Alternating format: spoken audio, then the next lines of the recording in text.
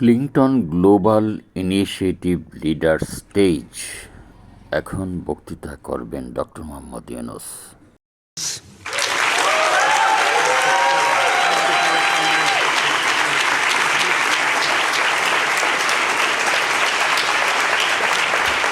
Thank you, Bill. It's a strange thing that I get a letter from United States coming from a governor of Arkansas. So you have to figure out where is Arkansas. He wants to meet me immediately. So I don't know how immediately that was. I said, next time I'm coming to United States for this visit, this program. So when I come, I will definitely come and see you. He said, it's very urgent.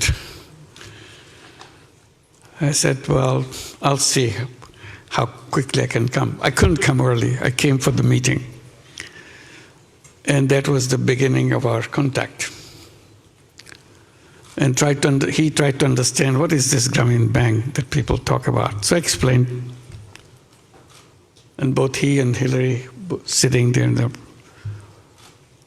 hotel room where I was invited to talk. And after listening, we need it. He says, we need it. How quickly we can get it in Arkansas. So that was the beginning of the whole story. So I visited in the same trip, Arkansas. He organized everything to go look at. It's amazing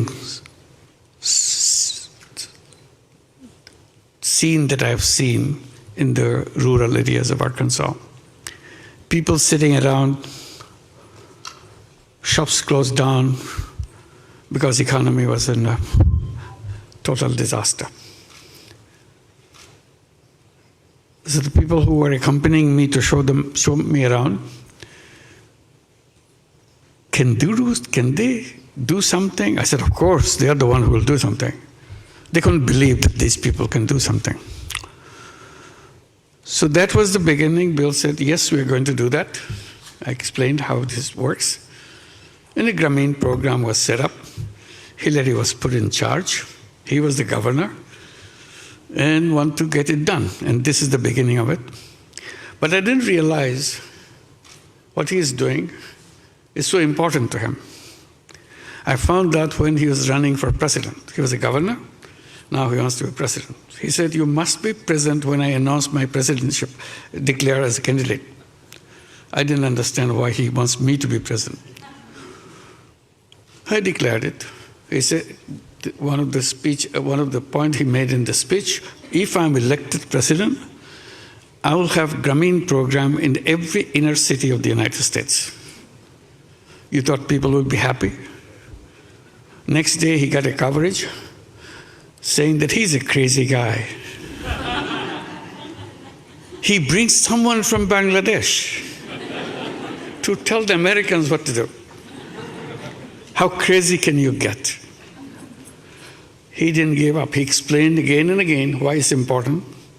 He never stopped saying how important it is to help people transform themselves with a touch of few dollars. And that was the beginning that continued when he became president. He wanted to do it.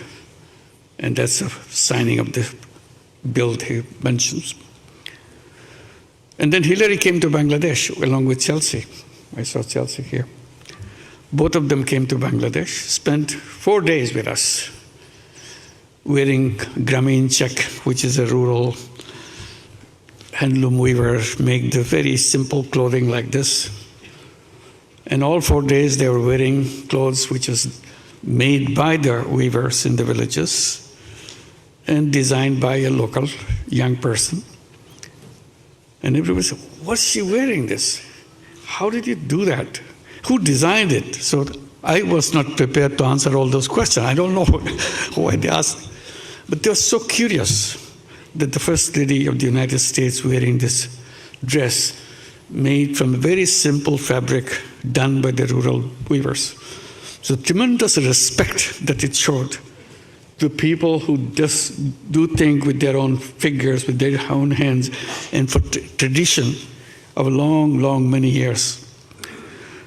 And then Bill Clinton comes after this visit, and first thing he said, I couldn't take it anymore in our breakfast table. All they talk about is Bangladesh, Bangladesh, Bangladesh. So I don't know what they're talking about. So I said, now I go there, and I'll be talking Bangladesh, Bangladesh, so that it will be even. So that's the kind of intensity he felt about the people who need the support and so on. And that didn't disappear in Arkansas. When he became president, it got slowed down, but it appeared in Chicago. Became a program in Chicago. And now it came in a big way, Grameen America. Grameen America started right here in New York City, in Jackson Heights. It's a tiny little program. And then it started spreading.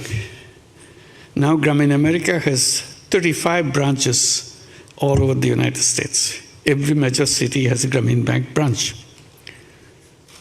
And today, nearly 200,000 borrowers, all 100% women in all these inner cities, which was his dream, and take $1.5 billion a year.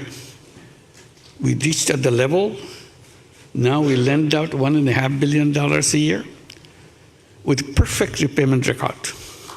No collateral, nothing. And they are giving the projection, so in the next 10 years, we'll be reaching a level with $4 billion a year kind of loan duration. It's an amazing story, what he began. And the time he began, we became a bank, formal bank, got a license in 1983. It was a tiny little thing at that time. Bill invited me in 1986. Can you imagine? So his radar is catching signals where it's this tiny little thing. You still don't know what it will be like. But he wanted it to be in Arkansas. So that relationship between me and Bill and the family goes a long way, inspiring me to do things. And it continued that way. I was a regular participant of CGI ever since it began. But then got disconnected. I'm very happy to be back here. It's wonderful. You've heard a lot of stories about Bill Clinton, but probably many people don't know the story that I know. And I saw him very close range, what he is all about. And I'm so proud to be his friend and Hillary's friend and Chelsea's friend. It's a wonderful relationship for a cause, and he never for a moment paused over the validity of this concept and continued even today. Wherever he goes, he tells the story. And he never forgets what is happening to me and to our work. And thank you very much, Bill, for the wonderful friend that you have been. Thank you. Thank you very much.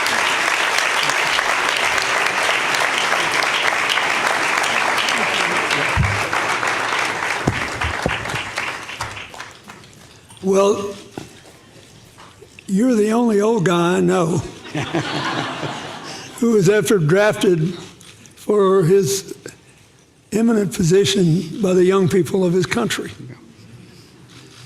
And that's because he has succeeded in doing what we all must do. We all have to stay in the future business. Yeah, absolutely. And he is a walking testament to its riches. I'm very, very proud of you, very grateful for you. And I think all of us should wish Bangladesh well and do what we can to support them. Somebody has to fund the first loans, then the rest get repaid. Thank you. Thank you, and God bless you. Thank you. Let me just add a little bit on the Bangladesh situation now. It's quickly, because these are the young people that I've always been talking about, that the young people are the ones who should be leading the way, because all are kind of getting old-fashioned. So how to make things in the eyes of the young people and create the new life, create the new world for themselves. While I'm speaking on that theme, I didn't realize what will happen in Bangladesh. Suddenly all the young people of Bangladesh got together and said, enough is enough. We are not going to tolerate it anymore. And they didn't. They sacrificed themselves in front of the bullets fired by Bangladeshi government and sacrificed their lives. I just saw some video going on. So they just stood there, said, how many of us you can kill? We are here, kill us. But we are going to change the world, change Bangladesh. And that is the promise they made, that they want to create a new Bangladesh, Bangladesh next version, with the youth version. So this is the commitment they made and invited me after the previous government left the country. So invited me to head the country. This is what I'm doing, trying to implement what the dreams of the young people promised to the nation, how it can be done. The whole nation, they mobilized the whole nation together. It's not just the young people. Every single person in Bangladesh support this cause. And I'm very happy at the support and the people of the United States to make that happen. And the sky's the limit. They want to make this Bangladesh called New Bangladesh. They said we put the reset button, old is gone, so now you build a new Bangladesh on top of it. The images of our dreams, and this is a Bangladesh of the dreams they will make. Some of the leaders of the student movement are here. Yeah, will you see it? Can you stand up? Can you stand up? Yeah.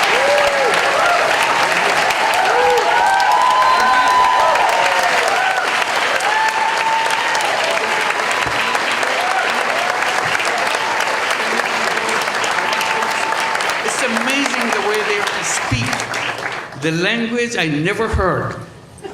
That speak about the world they want to build, the country they want to build for themselves, and they are ready behind it to make that happen. So please help them, support them, so that their dream comes true. And this is the responsibility we take together, and you'll be here with us in that dream, making that dream come true.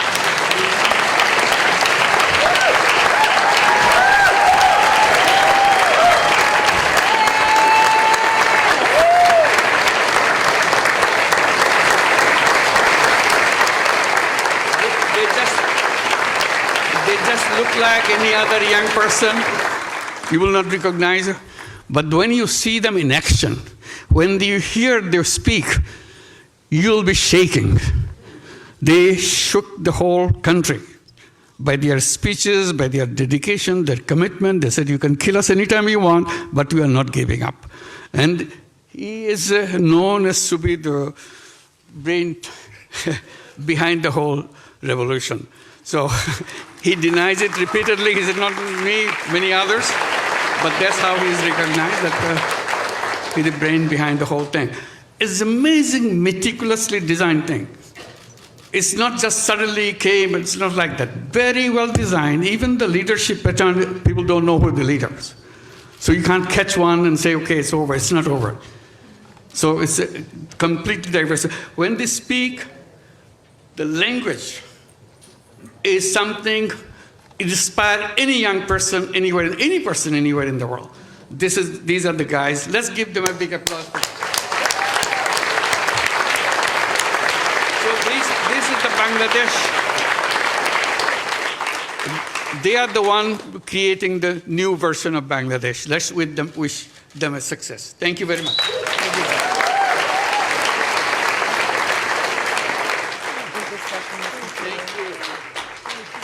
I wish we had time to talk to you.